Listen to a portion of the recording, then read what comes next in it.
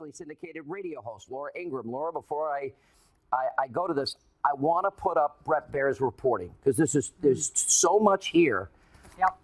I honestly believe between that and the Wall Street Journal report tonight that the odds of Hillary Clinton being indicted are massive. What we now know is this is a long, ongoing investigation into the things that we have been talking about, and that's the pay-to-play practices at the Clinton Foundation. If you go back maybe less than a year ago, James Comey wouldn't confirm or deny that that was happening. We now have learned the Clinton, go back to the previous one.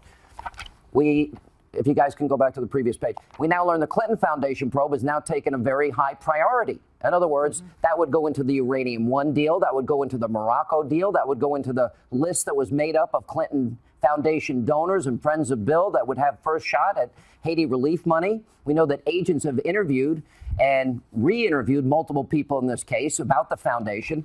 And we also have, as part of it, that the sources say there's an avalanche of new information coming in every day. And the FBI is reviewing statements from Clinton and top aides, and sources say the investigations will continue no matter what the outcome of the election happens to be. Agents investigating would likely continue to push and try to get an indictment. Yep. Bret Baier reported that tonight. The FBI has not destroyed the laptops of two Clinton aides, Cheryl Mills and another woman, and aides' laptops are now being looked into or exploited by the FBI. Now, here's another interesting part. Sources are now saying that 99% chance exists that foreign intelligence agencies did access Clinton's private email server, which was the very danger we've been talking about from the beginning. You couple this with WikiLeaks and their revelations, they now show a finding of intent, meaning conspiracy to commit a crime. And officials have high confidence in what the agents have found about the foundation, meaning they think they've got the information for a prosecution. Let's go to the Wall Street Journal. We just had it up there for a second because they were reporting tonight that secret recordings of a suspect talking about the Clinton Foundation fueled an internal battle between the FBI agents who wanted to pursue the case and corruption. And then that goes back to what we were talking about earlier about this guy, Peter Kadzak, that's friends with John Podesta. And prosecutors who viewed the statements as worthless hearsay, people familiar with the matter said the agents using informants and recordings from unrelated corruption. Now, I can go on, Laura, but I don't want to take up the whole hour.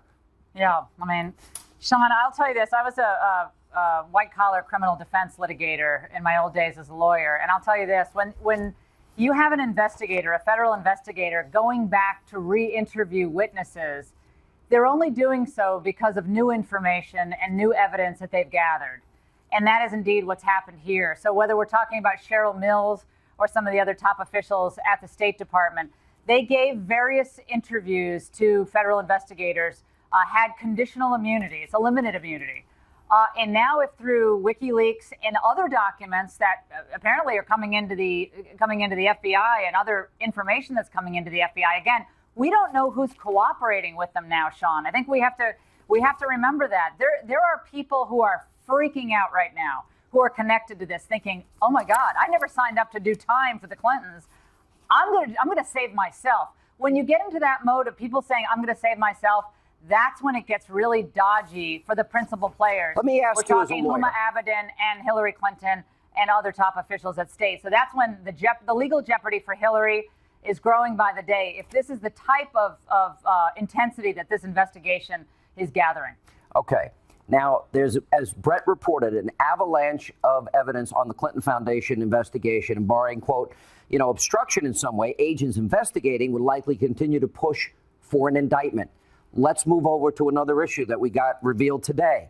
That is the FBI agents. They're making their case about the Clinton Foundation probe, but it's the Justice Department that's throwing up walls and obstacles.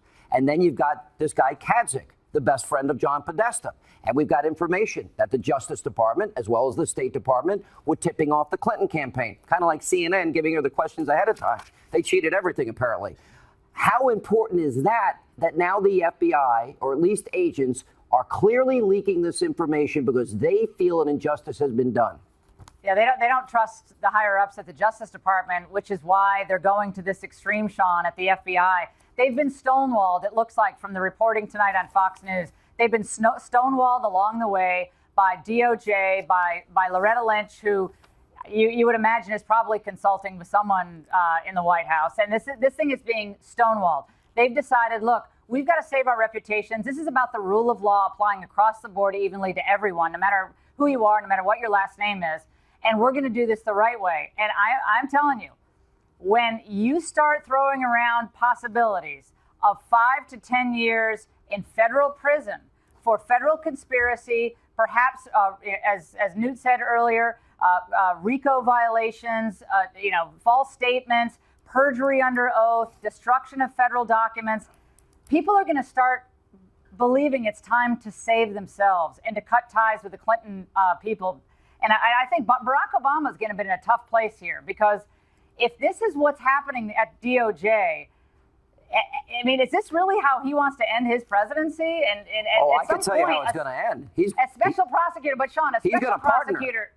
Well, I guess, but that's in the end, that doesn't look good for him either. A special prosecutor at some point has to be called in. If there's this much turmoil, you need a special prosecutor. And I think Laura's touched on a very important point, Dr. Carson, along with the fact that now 99% chance that 5 intelligence agencies, foreign intelligence agencies, hacked into that server. Okay, that means she compromised American security at a high level. And we believe one of the reasons she was trying to avoid congressional oversight, Freedom of Information Act requests. So that's why she set up the server in the first place. Also, deleting 33,000 emails. It wasn't about yoga, a funeral, and a wedding. It probably was about the quid pro quo pay-to-play scam that they had going at the State Department. But my question is, Laura's right. Uma Abedin signed a form, a separation agreement.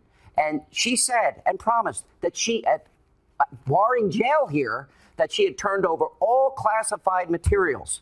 Every single instance that there's a classified piece of material on that computer, she's facing jail time. Now, are those people going to stand up and lie for Hillary and go to jail for her? Well, there's such an avalanche of corruption coming out every day. People are almost becoming numb to it.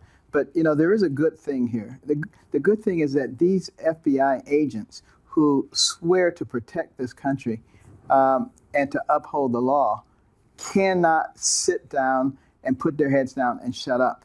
This is what the corrupt people want to happen. They're not swamp creatures.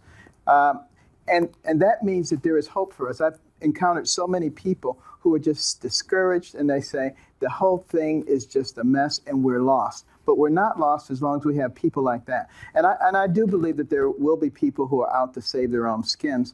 This is all going to come out because Hillary knew that if she erased those emails and acid washed them, that would come into question and that she would be criticized for that. But she also knew that what was on those emails was even worse than any criticism she would get.